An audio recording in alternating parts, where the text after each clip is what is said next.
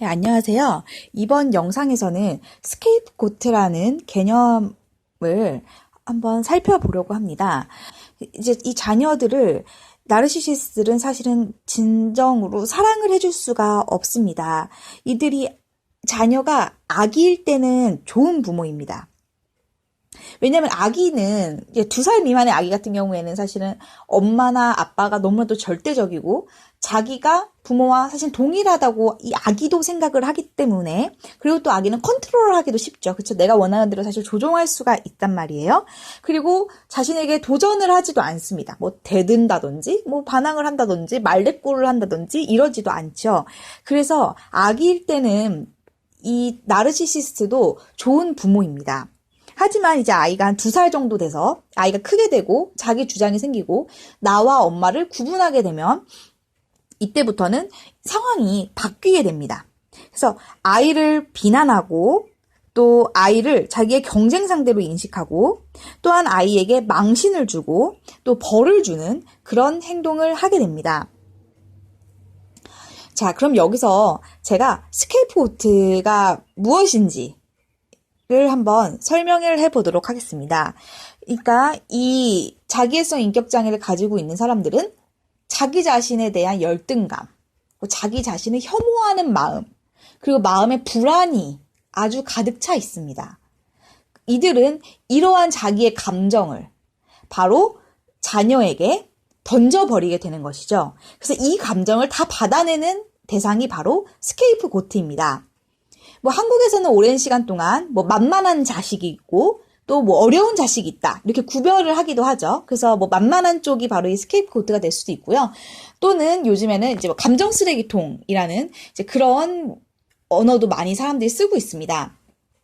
근데 이 감정 쓰레기통이라는 개념이 사실은 이제 스케이프고트와 뭐 거의 일맥상통하는 부분이 많은데 좀 더 우리가 자세하게 들어봐야 되는 것은 단순히 이 자기애성 인격장애의 자녀가 부모의 화풀이 대상이라든지 단순히 부모의 하소연을 들어준다든지 단순히 부모의 신세 한탄을 그냥 들어주는 것으로 그 역할이 끝나는 것이 아닙니다. 단순히 그것만 들어주는 것만 하면 그냥 그 자체로만 스트레스를 받으면 어떻게 보면 그 문제는 사실은 조금 더 작을 수 있어요. 하지만 이 스케이프고트 같은 경우에는 오랜 시간 동안 부모로부터 프로그래밍 되어 오고 훈련되어 오고 해서 굉장히 마음속에 뭐 죄책감도 심하고 자존감도 낮아져 있고 또한 뭐 과도한 책임감이 너무 심해진다든지 이런 여러 가지 부작용 그리고 문제를 가지게 됩니다. 그래서 이 스케이프고트라는 개념이 너무나도 중요하기 때문에 제가 이번 영상에서는 이 개념을 자세하게 다루도록 하겠습니다. 자, 이 자기애성 인격장애를 가진 사람들은요, 자녀들을 낳았을 때, 이 자녀를 크게 두 가지 타입으로 구분을 합니다. 첫 번째가 제가 여기서 중점적으로 다루고자 하는 스케이프고트고요. 두 번째는 골든차일드입니다. 자, 이 두 가지 모두 다 부모를 위해서 만들어진 역할 구분입니다. 그러니까 이 자녀를 위한 것은 전혀 아닙니다. 자, 그러면 스케이프고트를 먼저 살펴보도록 하겠습니다. 이 스케이프고트 같은 경우에는 가족들의 모든 원망, 분노, 비난, 죄책감 이런 것을 갖고 흔히 말하는 이제 뭐 감정 쓰레기통이라든지 분풀이 대상 혹은 이제 뭐 만만한 자식 이런 역할을 하게 되는 것이 이 스케이프고트입니다. 이 스케이프고트와 반대되는 개념은 골든차일드입니다. 이제 이 골든차일드 같은 경우에는 뭐 편애를 받는 쪽 아니면은 뭐 딸부잣집인데 막 외동 아들처럼 막 여기에 모든 걸 다 쏟아붓고 막 오냐오냐 해주는 그런 집 있죠. 근데 사실 동성인 경우에도 이렇게 나뉘거든요. 딸 자매만 있는 경우에도 아들만 있는 경우에도 이런 역할이 이 부모가 나눕니다. 그래서 스케이프고트나 골든차일드의 역할을 정하는 것은 부모가 정합니다. 근데 이것은 이들 자녀들이 아주 어렸을 때 이미 정해져 있습니다. 그렇기 때문에 이 역할이 바뀌기는 쉽지가 않습니다. 아주 어렸을 때부터 이 역할을 부모가 자신을 위해서 정해놓은 것입니다. 스케이프고트 같은 경우에는 이 가족 안에서, 이 비정상적인 가족 안에서 가장 객관적으로 가족을 볼 수 있는 사람, 진실을 알고 있는 사람, 그리고 가장 공감 능력이 뛰어난 사람, 그리고 사실은 이 가족 중에서 외모가 제일 뛰어난 사람이기도 하고, 혹은 제일 공부를 잘한다든지, 사실은 이 스케이프고트가 이 가족 안에서는 사실은 가장 좀 뛰어난 사람, 우월한 사람인 경우가 많습니다. 자, 그렇기 때문에 바로 이들이 가족 내에서 이 원망의 대상이 되는 겁니다. 그러니까 부모가 어렸을 때부터 자녀를 보고, 얘는 좀 나한테 나중에 도전이 될 만한 애구나. 이 아이를 보고 판단을 해서 미리 어렸을 때부터 짓밟아 놓는 겁니다. 자, 그럼 골든 차일드는 스케이프고트보다는 비교적 약한 쪽이 많습니다. 이 골든 차일드는 부모의 편에 서서 이 스케이프고트를 공격을 합니다. 이 골든 차일드도 어떻게 보면은 부모에게 이용을 당하고 있는 존재인 거죠. 그래서 뭐 플라잉 멍키라고 하는데요. 우리 오즈 박사에 보면 그 녹색 마녀 이렇게 그 쫓아다니던 그 날아다니는 원숭이들 있잖아요. 그 플라잉 멍키라고도 부르는데요. 이들은 뭐 자기 형제들을 에게 박쥐처럼 막 다가가가지고 막 캐내요. 이 형제의 상태, 이런 걸 막 캐낸 다음에 이 나르시시스트 부모한테 가가지고 그걸 다 고자질을 합니다. 또는 이 스케이프고트가 난 이제 더 이상 나는 이 가족에게 내가 더 이상 난 해줄 게 없어. 난 너무 지쳤어. 이러고서 만약에 스케이프고트가 딱 떠나기로 했어요. 떠났다. 그러면 또 이 골든 차일드가 막 이렇게 다가와가지고 다시 이렇게 가족에게 다시 돌아오도록 막 이렇게 꼬드긴다든지 이런 좀 뭐 박쥐 같은 뭐 그런 역할을 하게 됩니다. 자, 그러면 이 스케이프고트에 대해서 좀 더 자세하게 살펴보도록 하겠습니다. 스케이프고트는 나르시스트 가족들이 자기가 가지고 있는 원망, 그리고 모든 비난, 죄책감, 분노, 화를 마구마구 던지는 정말 말 그대로 감정의 쓰레기통입니다. 그래서 이들은 이제 어떤 것에 대해서 비난을 받냐면 내가 책임 있는 권한이 아니라 내 권한 밖의 내용에 대한 비난을 받습니다. 그리고 이들은 내가 책임질 수 있는 부분이 아닌데도 불구하고 나의 역할이 아님에도 불구하고 죄책감을 느낍니다. 그리고 이들은 형제라든지 다른 가족들에 대해서 책임감을 가지게 됩니다. 이들은 가족을 돌보는 것이 나의 역할이라고 인식을 합니다. 그리고 굉장히 과한 성취감을 추구합니다. 그래서 끊임없이 나는 부족한 사람이야. 나는 막 더 해야 돼. 이러면서 나 자신을 계속 채찍질 하면서 더 많은 것을 성취하려고 노력을 합니다. 저 같은 경우에도 제 동생이랑 저랑 3살밖에 차이가 나지 않아요. 그런데 저는 제 동생을 정말 제가 부모처럼 케어를 해줬었어요. 그게 저의 책임이라고 생각을 했어요.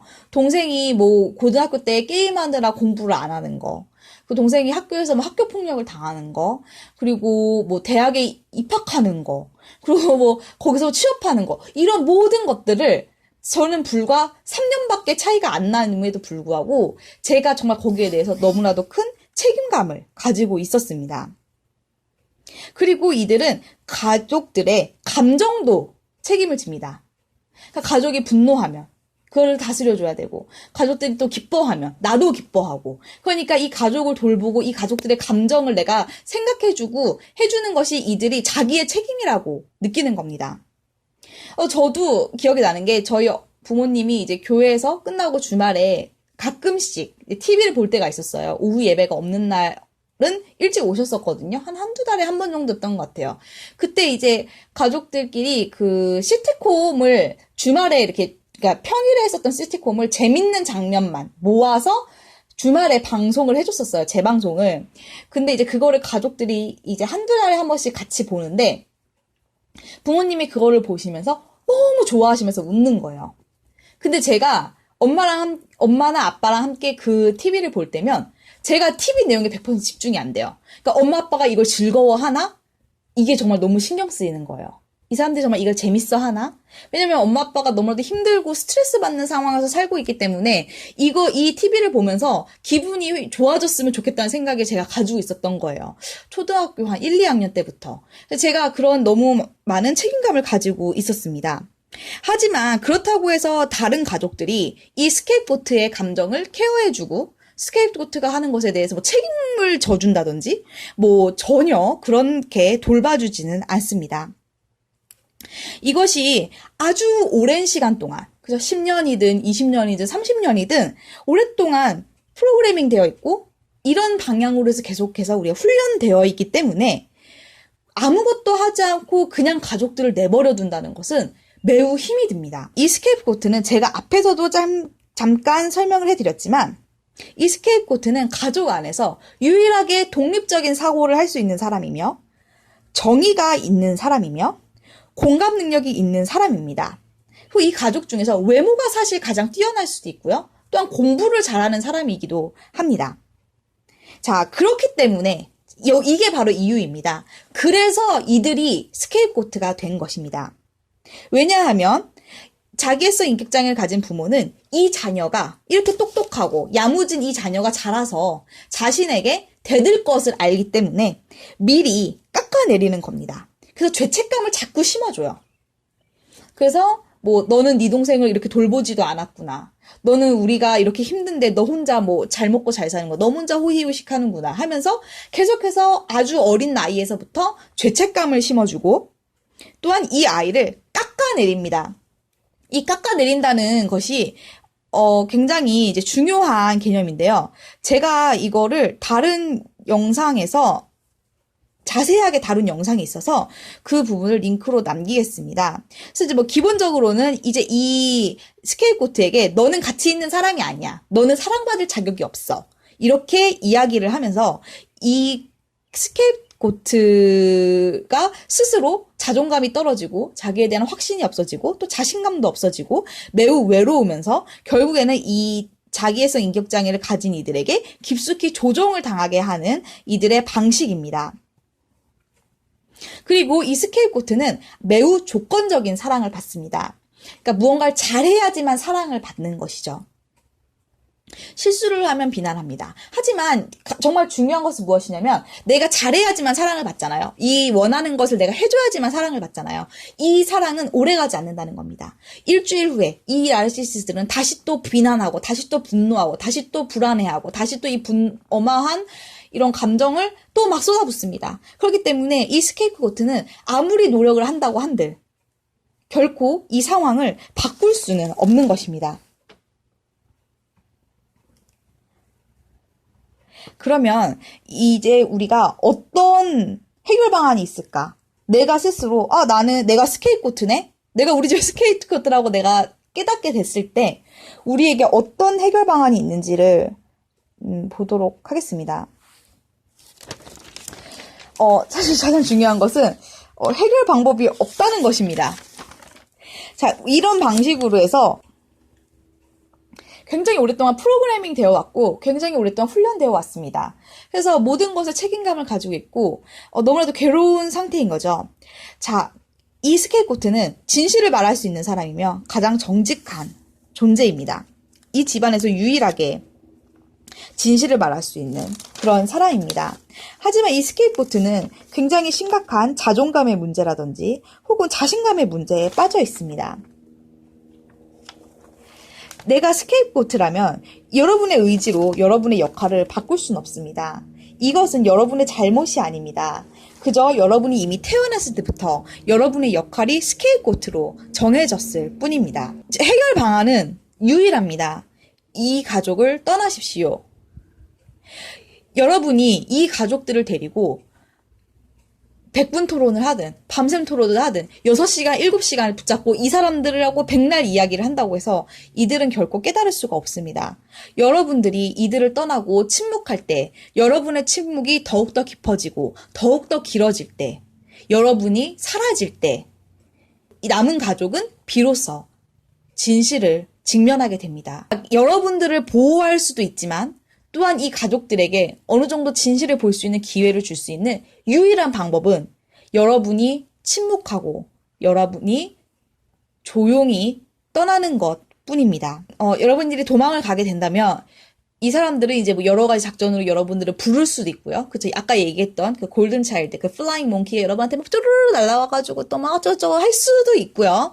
또 여러 가지 방법으로 여러분을 다시 부를 수가 있습니다. 하지만 여러분 스스로가 내가 우리 가족의 스케이프고트라는 것이 확신이 있다면 결코 흔들려서는 안 됩니다.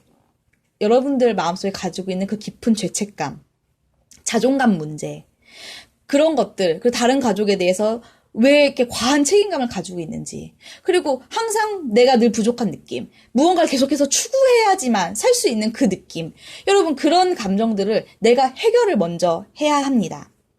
그리고 사실 해결한다고 해서 굳이 이 가족에게 여러분이 돌아갈 필요는 없습니다.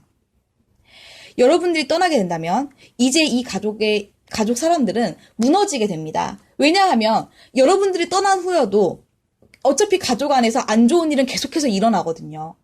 그럼 이때 누군가를 비난할 사람을 또 다시 가족 내부에서 찾게 됩니다. 이 가족은 여러분들이 도와줄 수도 없고 해결할 수 있는 문제가 아닙니다.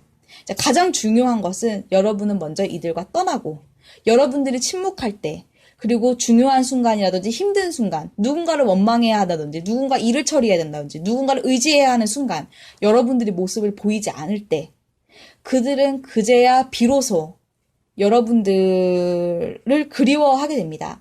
하지만 여기서 중요한 것은 무엇이냐면 여러분이 그리운 것은 절대 아닙니다. 여러분들이 본인한테 해줬던 그 행위가 그리운 것뿐이지 여러분의 존재를 그리워하는 것은 결코 아니라는 것도 명심하셔야 합니다. 그러면 제가 다음 영상에서는 한번 여러분들이 이 가족을 떠났을 때 일어나는 일에 대한 내용, 그리고 여러분들을 어떻게 다시 부르는지에 대한 내용을 좀 한번 다시 정리를 해서 영상으로 만들도록 하겠습니다. 감사합니다.